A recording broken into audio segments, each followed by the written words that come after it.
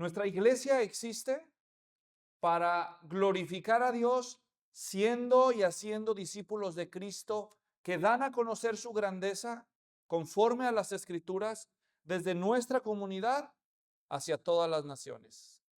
Esta declaración de misión de nuestra iglesia no es una declaración para ser dicha solamente, es una declaración para ser practicada.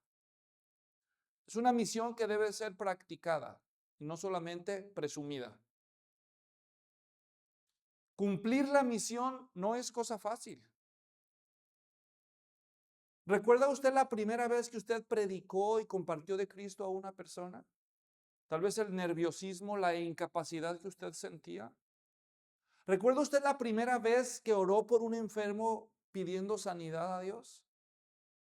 ¿Recuerda usted la primera vez que oró por una persona oprimida por Satanás, por el diablo, para que Dios trajera liberación a su vida? Probablemente algunos de ustedes no recuerdan eso porque nunca lo han hecho. Nunca han tenido una primera experiencia de intentar de cumplir esa misión. Yo me acuerdo la primera vez que yo prediqué. El pastor me dijo, vas a predicar tal fecha, Luis. Y yo me puse entre emocionado y nervioso. Y el pasaje que me dio fue el fruto del Espíritu, Gálatas 5, 22 y 23. Y después que prediqué mi primer mensaje, algunos hermanos se acercaron amablemente y me dijeron, lo hiciste muy bien. Así que yo me sentí contento. Pero también me acuerdo una de las primeras veces que oré por un enfermo. Estábamos en un grupo pequeño y este compañero de trabajo vino, aceptó la invitación y trajo a su esposa que no podía tener bebés. Y yo me acuerdo que llegó el tiempo en que yo les dije que si podía orar por ella y me dieron permiso y empecé a orar con fuerza. Empecé a orar con intensidad, tenía toda la fe de que Dios podía hacer el milagro de sanarla. Y me acuerdo que estaba tan emocionado en mi oración por sanidad que hasta empecé a reprender a la enfermedad en el nombre de Jesús. Y finalmente terminé. ¿Y qué creen que pasó? No se curó, al contrario. Nunca más quisieron venir al estudio, nunca más quisieron venir a la iglesia. Y yo me sentí culpable. Sentí que fue por culpa de mi arrogancia al haber orado de esa manera tan intensa y que fui un fracaso. ¿Alguno de ustedes alguna vez se sintió como cuando compartió el evangelio o intentó compartir el evangelio o hablar la palabra de Dios con alguien o orar por un enfermo o orar por liberación por alguien, se sintió como un fracaso, como que incompetente? ¿Alguien más? ¿O soy el único? Bienvenido al club. ¿Ustedes creen que cuando los apóstoles recibieron la primera experiencia en que Jesús les encargó salir y compartir y anunciar el evangelio y cumplir la misión, la primera vez en su vida, ¿ustedes creen que ha de haber sido fácil para ellos? Hoy vamos a leer esa historia. En el Evangelio de Lucas, capítulo 9, versículos 1 al 6, vamos a conocer cuál fue la primera experiencia de ellos cuando Jesús les encargó la misión. Y vamos a ver que la misión que Jesús les encargó a ellos es una misión que tenía tres características. La primera experiencia misional de los discípulos. Y así es el título de mi mensaje de hoy. La primera experiencia misional. La primera experiencia de una misión que Jesús nos encarga y que Jesús les encargó a sus apóstoles.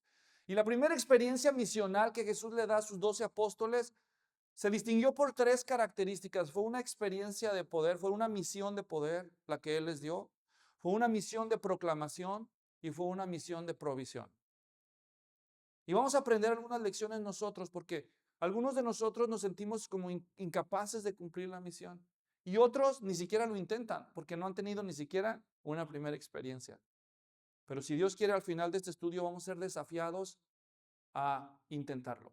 Vamos a Lucas capítulo 9, pero vamos a ir refrescando la memoria porque yo hice una larga pausa en nuestra serie del Evangelio de Lucas porque durante este verano yo estuve hablándoles del Antiguo Testamento, les prediqué de los profetas menores una serie y después les hablé del libro de Ruth y finalmente regresamos a nuestra serie de Lucas donde nos quedamos la última vez. Y vamos a retomar el capítulo 9, pero quiero que recuerden, en primer lugar que recuerden que el Evangelio de Lucas fue escrito para que los lectores se lleguen a convencer de que Jesús de Nazaret es el Hijo de Dios, es el Salvador del mundo, de todas las naciones.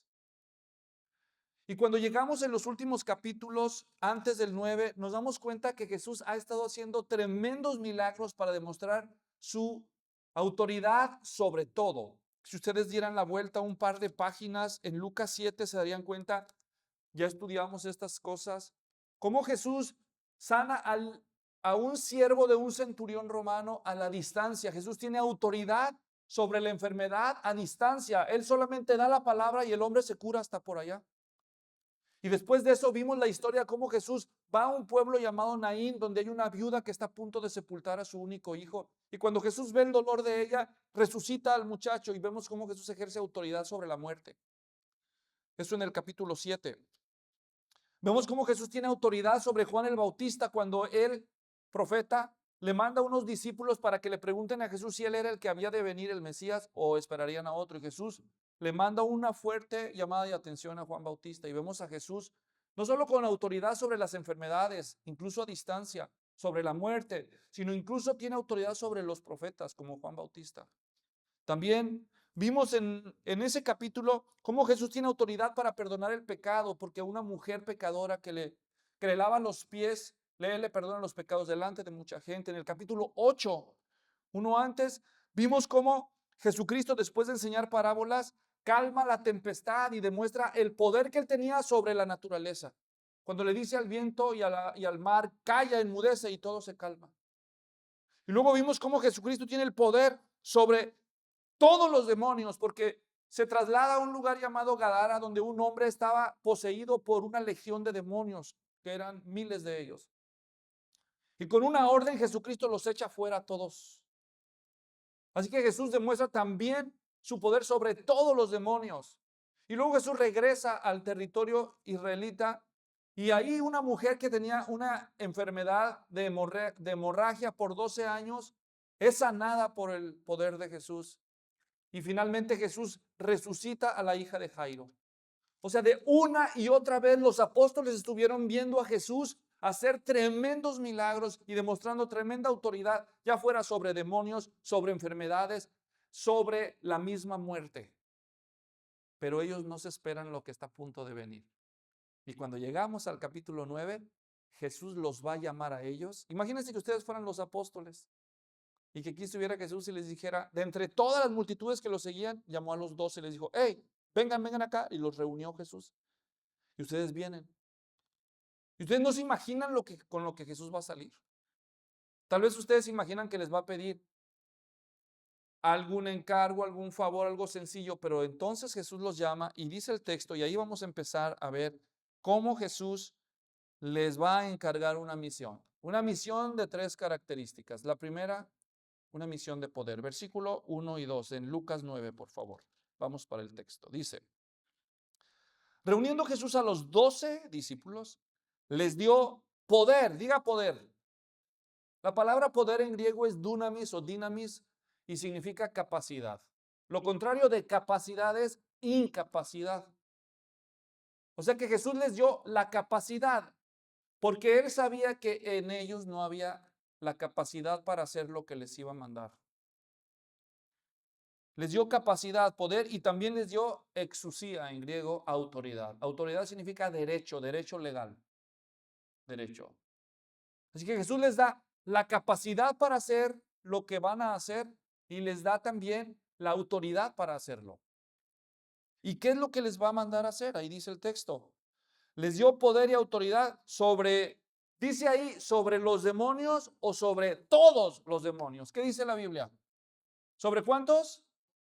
Sobre todos los demonios. No nada más los chiquitos, no nada más los medianos, no nada más sobre todos los demonios. Y además, también les dio poder y autoridad para sanar enfermedades.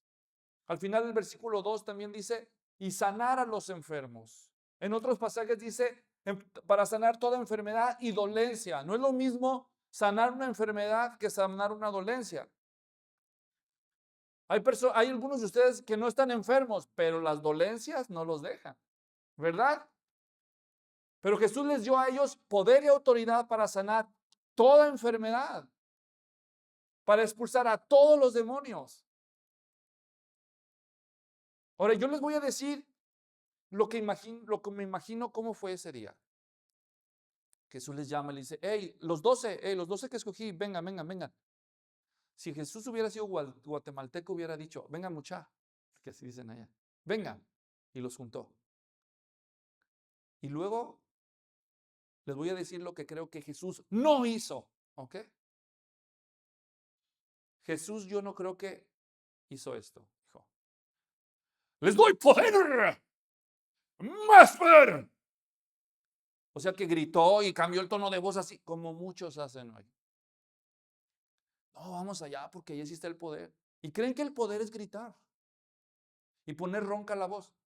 Ahora van a ver el poder, más poder. Y así, de verdad, hay gente que finge, creen que eso es tener unción y eso es transferir el poder. ¿Ustedes creen que me estoy burlando? Bueno, en parte sí, para serles sinceros. Pero yo no me imagino a Jesús con necesidad de esas cosas.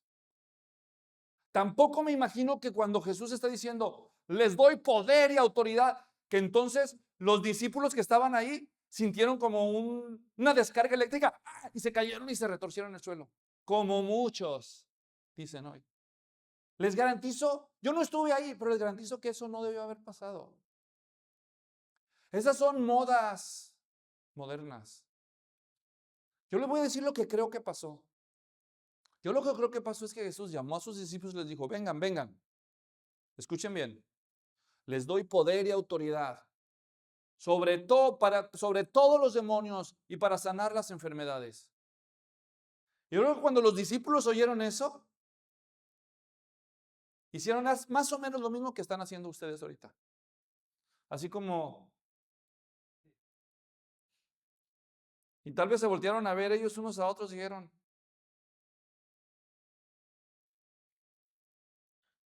no creo que sintieron electricidad pasando por sus espinas dorsales, o que les dio la chiripiorca espiritual o nada por el estilo. Yo creo que ellos nomás oyeron palabras de Jesús. Y se acordaban de todo lo que él acababa de hacer. Hermanos, cuando Jesús les da poder y autoridad a ellos, para ellos solo fueron palabras. ¿Cómo podían saber ellos si en verdad habían recibido poder sobre los demonios? Si habían recibido autoridad para sanar las enfermedades. ¿Saben cómo? Hasta que lo intentaran. ¿Entienden lo que digo? Hasta que intentaran orar por un enfermo. Hasta que se toparan con alguien que tenía problemas espirituales y reprendieran al espíritu en el nombre de Jesús y vieran qué pasaba. O sea, ese día para ellos nada más fueron palabras de Jesús.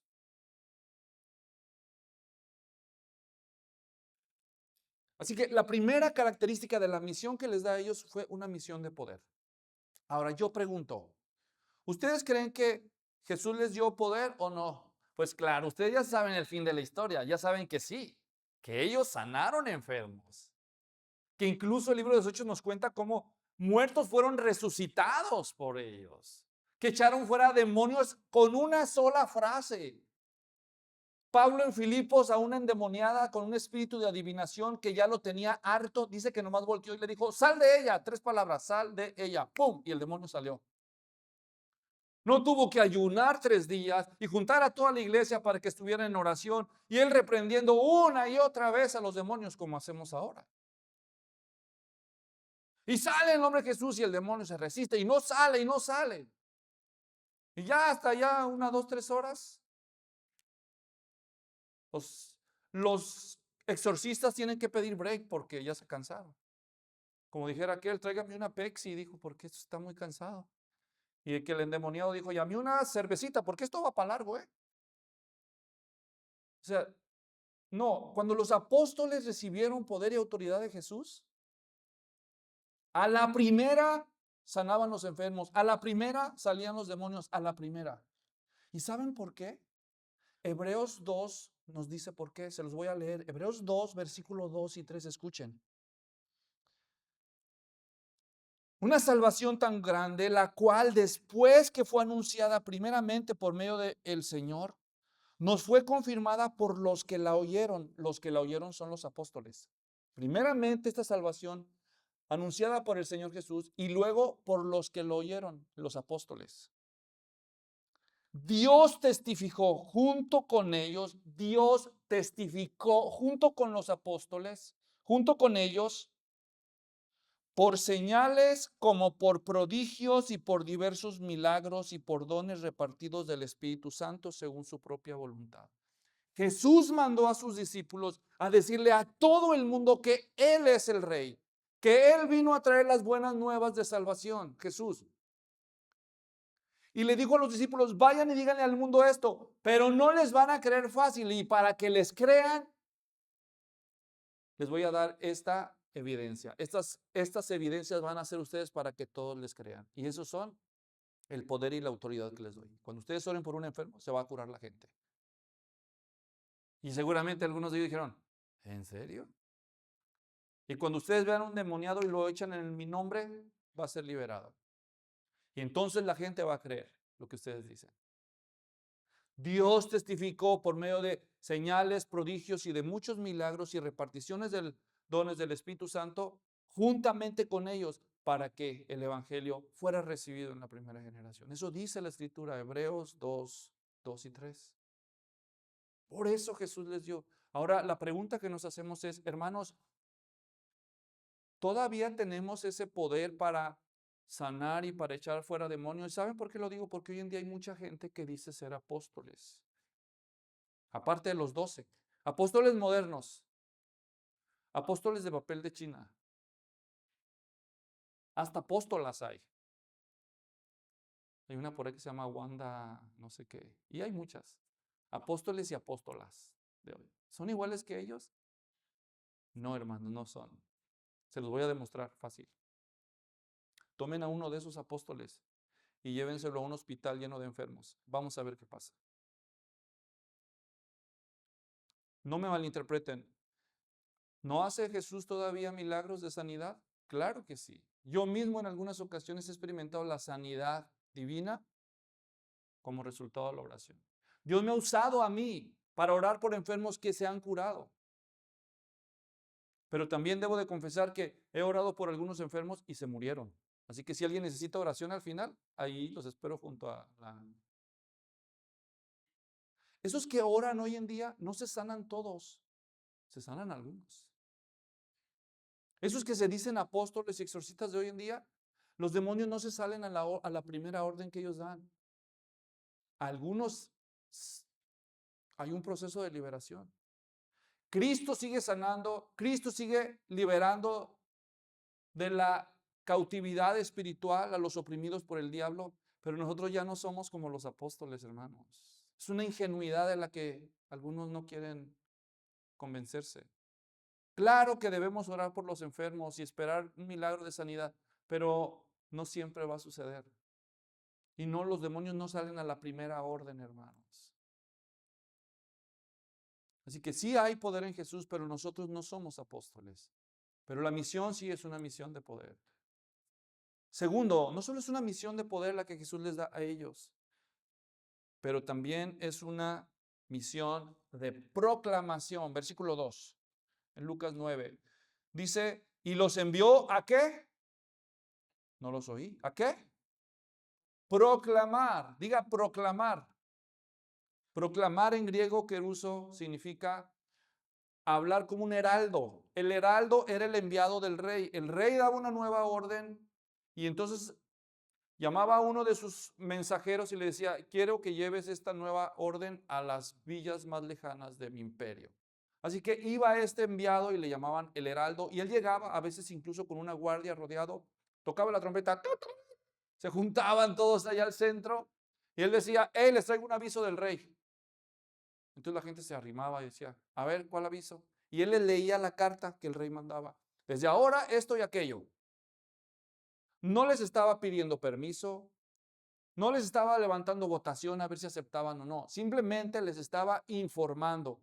Este hombre enviado hablaba con la autoridad del rey. No era su propia autoridad, era la autoridad dada por el rey para anunciarle a todos lo que el rey ya decidió. Es monarquía, no es democracia. Es el rey el que manda, no es el pueblo. Y Jesucristo usa este término para hablar del evangelio y decir a los apóstoles, vayan a proclamar el reino de Dios.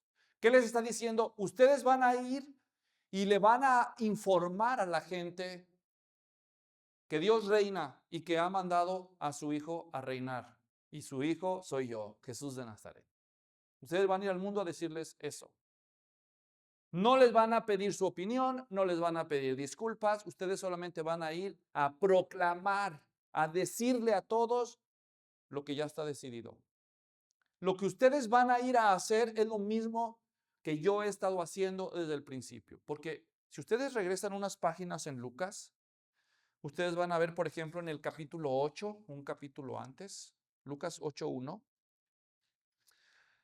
Y poco después, él, Jesús, comenzó a recorrer las ciudades y aldeas,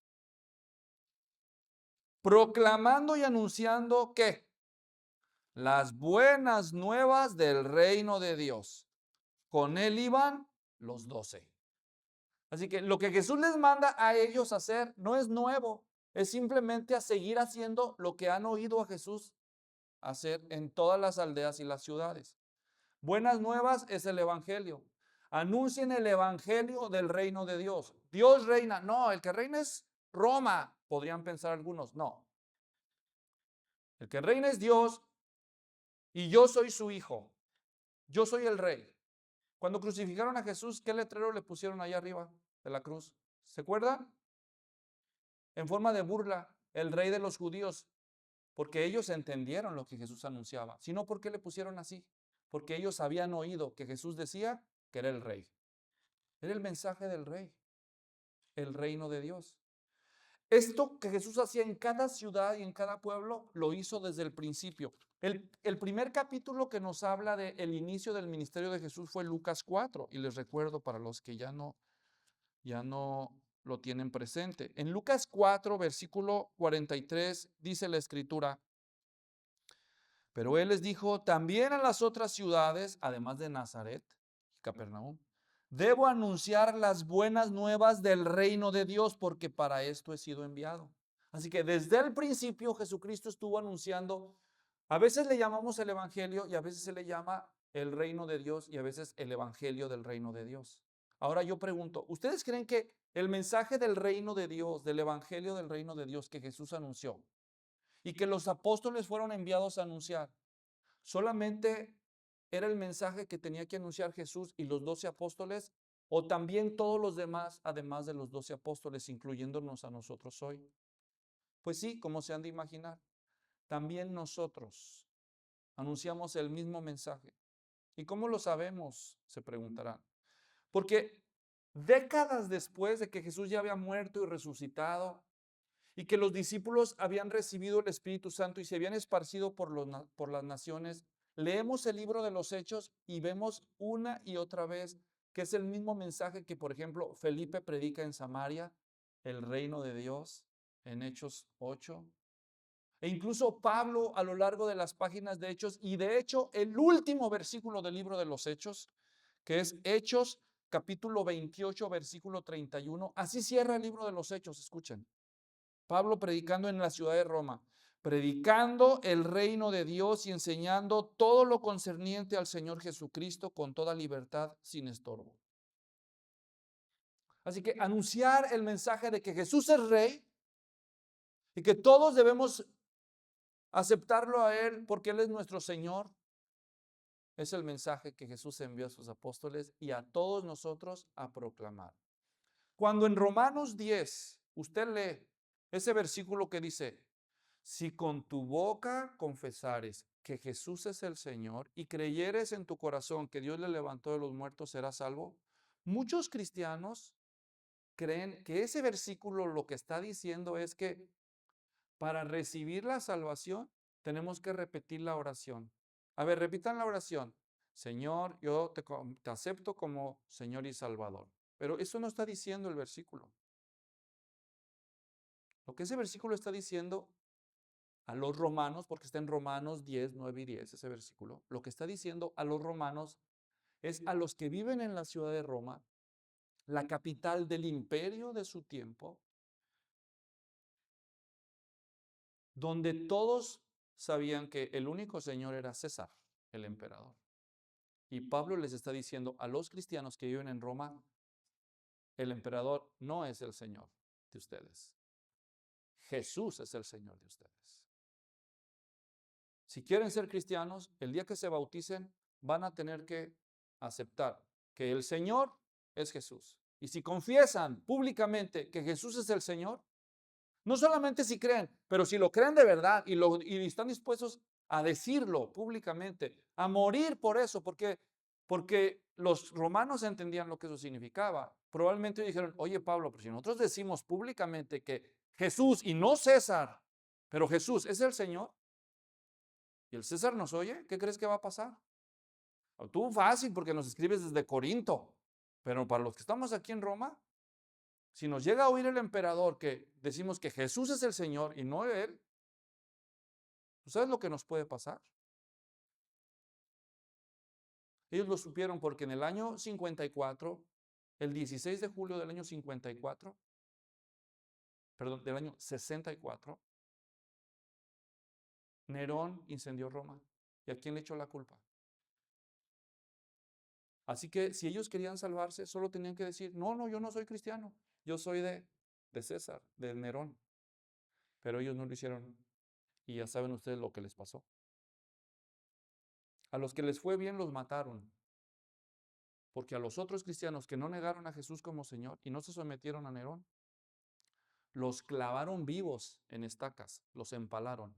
Y luego los embarraron de brea, los que sobrevivieron, y los encendieron vivos y se convirtieron en antorchas humanas vivientes, por declarar que Jesús es el Señor. Para ustedes y para mí decir que somos cristianos, ellos creían el evangelio del reino. ¿Quién es el rey? ¿A quién le vas a dar tu primera lealtad? Eso era confesar a Jesús como Señor. Si confiesas con tu boca que Jesús es el Señor, eso era para ellos. Es decir, para mí Cristo es Dios, es el Rey. Jesús es el Rey. Este hombre es un delegado de Jesús, nuestro Rey es Jesús. Hoy en día nosotros vivimos en países, hermanos, donde lo peor que puede pasar para algunos de nosotros es que nos deshereden, que nos dejen de hablar, que se ofenda la familia, que nos llamen aleluyas, que nos digan débiles lavados del cerebro, pobres diablos, me dan lástima. Esa es la peor persecución para muchos de nosotros que podríamos afrontar. Para ellos no, hermanos. Ser cristianos en lugares como Corea del Norte, hoy, o Pakistán, u otros, se parece un poco a lo que era para algunos cristianos al principio. Y todavía hay cristianos en Corea del Norte, por si no sabían. Claro que se tienen que esconder en las cuevas para poder adorar a Jesucristo, porque les cuesta su vida. Pero hermanos, el mensaje de proclamar el reino de Dios es el mensaje de salvación. Aunque te pueda costar la vida, pero tendrás una vida eterna. Y al que no reciba este mensaje, hermanos, de gracia, es un mensaje de gracia porque es gratis. Y al mismo tiempo es un mensaje de reino. Hay que someterse al rey. Pero el que no acepte este mensaje, adelantándonos en el texto, Jesús les advierte a ellos en el versículo 5. En cuanto a los que no lo reciban, ¿qué les está diciendo Jesús con esto? Que habrá oposición, ¿sí o no? No les dice, si alguien no lo recibe, no dice, en cuanto a los que no lo reciban, o sea, Jesús ya les está dejando saber, no todos los van a recibir, no todos van a estar contentos con su mensaje. En cuanto a ellos, al salir de esa ciudad, sacudan el polvo de sus pies en testimonio contra ellos. Eso es lo que está diciendo Jesús. Y para nosotros decir, sacudan el polvo de sus pies, ¿eso qué? Uno dice, ¿y eso qué? Ni que fueran los voladores de Papantla que ya aterrizaron, ¿o qué? Los danzarines, esos de, ¿por qué? ¿Qué es eso? No hace sentido para ti. Sacudirse los pies, el polvo de los pies de ellos era un simbolismo para decirles, no queremos que ver nada que ver con ustedes, ni siquiera el polvo, porque sobre ustedes solo pesa una sentencia de castigo. Queda bien claro el simbolismo en Lucas 10, al siguiente capítulo, en el versículo 11 y 12, cuando escribe, hasta el polvo de su ciudad que se les pega a nuestros pies, nos lo sacudimos en protesta contra ustedes, pero sepan esto, que el reino de Dios se ha acercado. Les digo que en aquel día, diga aquel día, que en aquel día será más tolerable el castigo para Sodoma que para aquella ciudad. ¿De qué está hablando? ¿Se acuerdan de Sodoma, verdad? ¿Cómo le fue a Sodoma? Fuego y azufre, consumida en fuego y azufre del cielo. Dice, eso es poco comparado con lo que le va a pasar a los que rechacen el mensaje del reino. Así que yo no quiero tener nada que ver en aquel día. ¿Cuál es aquel día, hermanos? ¿Cuál día? El día del juicio. Así que el mensaje que ellos deben proclamar es un mensaje de gracia para los que crean en el Rey Jesús. Pero es un mensaje de advertencia para los que lo rechacen. Hoy en día hay muchos predicadores que son bien populares porque solo les gusta predicar a la gente de las bondades de Dios, pero nunca les advierten de lo que les va a pasar si lo rechazan. Ahora también predicar solamente la condenación, eso no es bíblico. Pero Jesús les dijo, proclamen el reino de Dios y a los que no lo quieran, les advierten que se exponen al castigo. Así que la misión que Jesús les da es una misión de poder, número 1. Es una misión de proclamación, número 2. Y número 3, es una misión de provisión. Regresamos al versículo 3. Observen. Dice en el versículo 3 y 4. Y les dijo a los apóstoles, no tomen nada para el camino, ni bordón, eso significa como un bastón o un palo, como todo era a pie caminando, pues iban a caminar largos trechos, no agarren bastón. Dice, ni alforja, dice en nuestras Biblias. Alforja significa bolsa de dinero. Nosotros le diríamos como billetera, cartera o monedero, como lo quieras decir. No lleven cartera porque ni la van a necesitar, eso es el punto. Ahorita lo voy a mencionar explícitamente cuando dice ni dinero. También dice, no lleven ni pan. ¿Cómo que no lleven ni pan? No lleven lonche. No. Peanut butter con aunque sea. No. Pedacito de sandía. No lleven comida. ¿Cuánto usted aguanta sin comer? Imagínese que esa mañana los apóstoles fueron a Denis, se jambaron sus dos blanquillos, sus dos huevos estrellados con sus rebanadas de tocino y hasta pancakes, como le dicen aquí, con su jugote de naranja. Algunos ya iban a decir amén, ¿verdad? Pues no había Denis, pero haga de cuenta que ese día los apóstoles se aventaron un buen desayunote. ¿Cuánto les iba a durar, hermanos? ¿Cuánto les dura? En el mejor de los casos, todo el día, ¿no? O sea, un buen desayuno, dudo que les dure todo el día. Algunos ya ni me digan porque ya los conozco. No han pasado 4 horas cuando ya. Pero cuando ya se te consume la caloría de una buena comida, algunos se enojan, algunos cuando tienen hambre se enojan, ¿o no? Y otros que, oye, ¿qué le pasa al pastor? ¿Qué le pasa ahí a Carlos Argueta? Es que no ha comido. Así como que se le baja a uno la galleta, la estamina, o como lo quieras decir, ¿no? Y Jesús les está diciendo, se van a ir sin dinero y sin lonche. ¿Por qué Jesús les diría eso, hermanos? ¿Saben por qué? Iba a poner a prueba la dependencia de ellos en la provisión de Dios. Porque no ha terminado, dice además, ni tengan 2 túnicas cada uno. O sea, no lleven ropa de cambio. 4. En cualquier casa donde entren, quédense allí. ¿Qué está diciendo Jesús con eso? Ustedes no necesitan llevar dinero, no necesitan llevar lonche, no necesitan llevar cambio de ropa. ¿Saben por qué? Porque va a haber gente que yo voy a poner en su camino que los va a recibir, que les va a dar de comer, que les va a dar una cobija para taparse. No está diciendo Jesús, si acaso entran en una casa, Jesús no dijo eso, dijo, cuando entren a una casa. ¿Qué está diciendo Jesús? Garantizado. Ustedes van a experimentar la provisión de su Padre Celestial. Ustedes van a ocuparse de las cosas del reino de Dios y su justicia y todo lo demás vendrá por añadidura. ustedes van a experimentar por primera vez que el que se dedica al cumplimiento de la misión de Dios, Dios le provee, la provisión de Dios. Pero Jesús no solamente les dice que la misión a la que ellos se van a dedicar es una misión donde van a experimentar la provisión, pero también les advierte que es una misión donde esta provisión los va a poner a prueba a ellos. Porque miren, hermanos, todos los que hemos predicado sabemos esto por experiencia. Cuando uno predica, Dios le da a ciertas personas amor por la palabra y se acercan y nos dicen, pastor, ¿ya comió? Se ve como que, pobrecito, ¿no ya comió? Venga, por favor, ven. Y lo invitan a uno y le ofrecen un taco, una comida.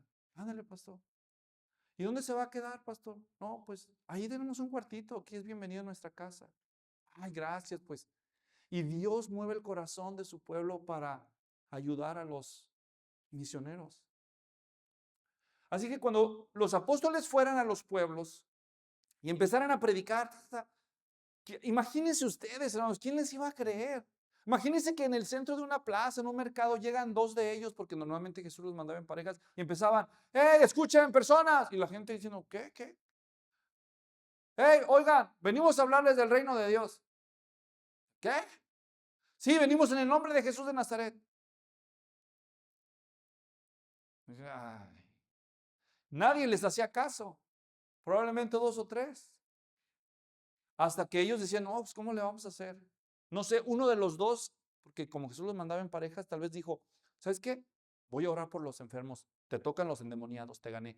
Ok, y entonces decía, a ver, los enfermos, ¿tienen enfermos? Vamos a orar por los enfermos. Y tal vez por ahí había una persona tirada que pedía caridad y entonces decía, voy a agarrar eso. Ya me puedo imaginar el nerviosismo de ellos la primera vez que lo hicieron. No sé si llegaron, hubiera sido yo, hubiera sido algo como, yo oro que te cures en el nombre de Jesús. Se curó. Imagínense la experiencia de ellos por primera vez, orar por un enfermo y ver la sanidad. Ni ellos mismos probablemente se la creían. Así que cuando ellos hicieron esto varias veces, y luego por ahí alguien que estaba, qué sé yo, atado en el fentanilo, en las metanfetaminas, bueno, no había eso, ¿verdad? Pero alguien que estaba bien mal en las cadenas del mal y del enemigo endemoniado y lo traían y te toca, yo ya oré por los enfermos. Pero pues, espíritu maligno en el nombre de Jesús, fuera. Y ella esperaba, yo creo que le jalaran las greñas o qué sé yo. Y nada, se sale el demonio a la primera orden. Imagínense la gente que vivía con el endemoniado, los padres, los padres del enfermo. ¿Cómo se sintió la gente cuando empezaron a ver los milagros? Y entonces empezaron a traer más enfermos y más. Entonces la gente los empezó a escuchar. Ahora sí que ellos ya están curando a los enfermos, ahora de seguro que no va a faltar quien los invite a su casa, ¿o no? Sí, ya que ves los milagros es cuando llega la gente, ¿o no? Pero al principio, así que no sería nada raro pensar que cuando ellos llegaran a los lugares, una familia amorosa de Dios les diera hospedaje o alimentación al principio, pero cuando ellos empezaran a ver los milagros, otra gente se iba a acercar a ellos. Ya van a venir los ricos, los políticos, los influyentes, decirle, ¿dónde se está quedando, pastor? No, pues allá con los hermanos Hernández, allá con los hermanos Argueta, me dejaron en el garage, allá no es cierto, allá con esa familia, una familia generosa pero sencilla. No, véngase para acá. ¿Qué le gusta? A ver, dígame. ¿Sushi? Acá tenemos sushi. Entonces ya lo que empezaba como una misión de dependencia podría convertirse rápidamente en una tentación para la avaricia. ¿O no, hermanos? Yo les digo que sí, porque yo lo sé por experiencia. Le voy a decir algunas cosas que les pasan a algunos pastores, pero esto acá entre nos. Al cabo nadie ve el YouTube. Hay pastores que reciben invitaciones para ir a predicar, hermanos. La gente dice, oh, ese hermano de Dios lo está usando, mira, qué bueno, qué bien es para proclamar la palabra. Pastor puede venir, es una iglesia pequeñita en una aldea por allá, en una ciudad pequeña, de América Latina o de otro lado del mundo pobre. Venga, pastor. Y como al pobre nadie lo invita nunca, dices, Ven, ven. Pero por algo, Dios le da gracia a este hombre. Y al día siguiente le llaman. Oiga, ¿usted es el pastor fulano? Sí. Queremos invitar a una campaña aquí en nuestra mega iglesia de miles de personas. Tenemos canal de televisión, estación de radio aquí en el penthouse del Empire State Building en New York City. ¿Puede venir? ¿Cuándo es? La misma fecha que la iglesita. Y ya les dijo que sí a los pobres hermanitos de allá. Pero ahora le cae la tentación acá. Acá la ofrenda va a ser en dólares, no en lempiras, no en quetzales. Y acá son cuántos. Y allá, de pronto recibe una revelación de Dios. Este pastor dice, ¿creen que no pasa, hermanos? ¿Creen que no pasa? Pregúntenme a mí si no pasa. Pero eso no solo le pasa a los pastores. ¿Qué tal si tú le crees a Dios y empiezas a orar por los enfermos y algunos se curan? Y algunas personas encadenadas a vicios, a cosas demoníacas, son liberadas porque tú oras con fe. ¿Qué tal si tú empiezas a anunciar el evangelio y Dios empieza a convertir a las personas? Pero recuerda, Jesús les dijo, allí vuelvo a leer, en cualquier casa donde entren, quédense allí, sea de allí su salida. Cuando vengan las ofertas y cuidado, cuidado, que el interés no los domine, es lo que Jesús les está advirtiendo. No hagan las cosas por interés. ¿Se imaginan cuando ellos regresaron? Tal vez Pedro y Andrés, su hermano, hicieron pareja, qué sé yo, y llegaron allá y le preguntaron, vamos a decir a Judas Tadeo y Judas Iscariote, les tocó a aquellos dos, ¿verdad? Oigan, ¿y ustedes cómo les fue? No, me hubieras visto, dice el Judas Iscariote, no, hombre, nos recibió una familia, nos pusieron en penthouse, nos hospedaron en un hotel de 5 estrellas a la orilla del mar, y ustedes, no, me tocó con Luis Floriano, ese no da más que puras quesadillas. O sea, ¿por qué no me tocó uno como ustedes? Esa es la tentación a veces, hermanos. Privilegiar a los más favorecidos. Pero Jesús les enseñó desde el principio, yo voy a proveer, ustedes no necesitan llevar nada, Dios proveerá, pero confórmense, sean contentos con lo que les toque. Conténtense. Así que estas 3 lecciones fueron distintivos de la primera misión que Jesús entrega a sus discípulos. Una misión de poder, una misión de proclamación y una misión de provisión. Provisión con contentamiento.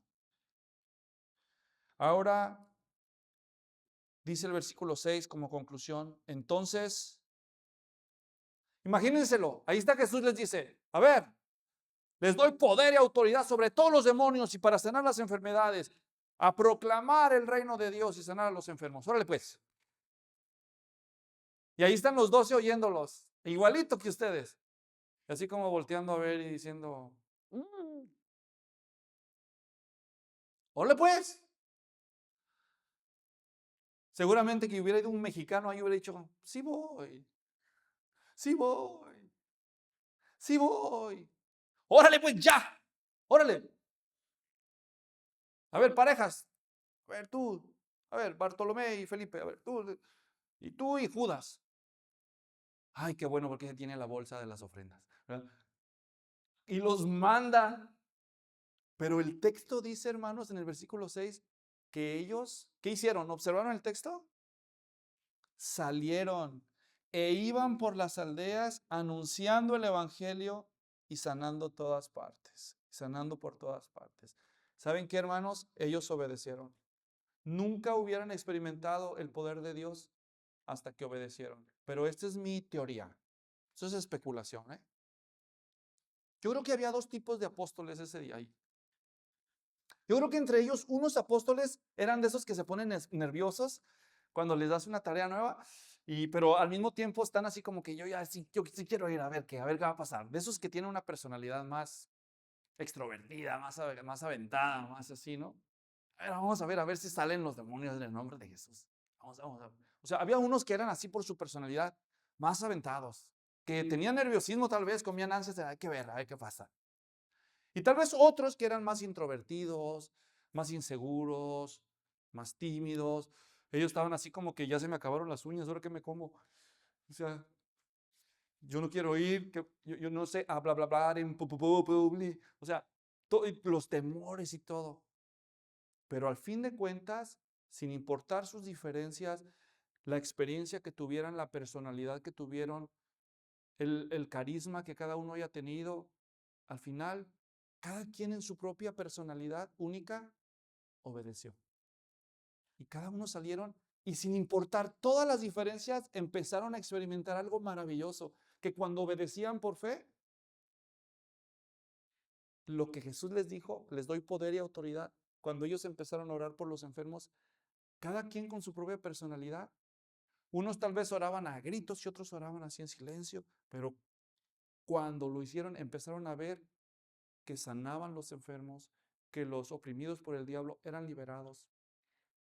Cada uno en su personalidad, en su propia experiencia, pero experimentaron la fidelidad del Señor Jesucristo al respaldarlos. Tuvieron que vencer su nerviosismo y confiar que en su incapacidad se iba a cumplir la promesa de Jesús, que Él los perfeccionaría en su debilidad y los haría capaces, y que demostraría que la autoridad que les había dado iba a ser reconocida por las enfermedades y por los demonios. Y ellos anunciaron. Pregunto yo, ¿funcionó el método de Jesús, sí o no? ¿Cambió el mundo, sí o no? Cambió. Cambió por esos hombres porque obedecieron. ¿Qué estás pensando tú? ¿Por qué no obedeces? ¿Por qué no oras? ¿Por qué no oras por enfermos más seguidos? ¿Por qué el día que te toca a alguien que tú crees que está endemoniado dices, ay no, yo no he ayunado? Hay que hablarle al pastor. Ese sí sabe.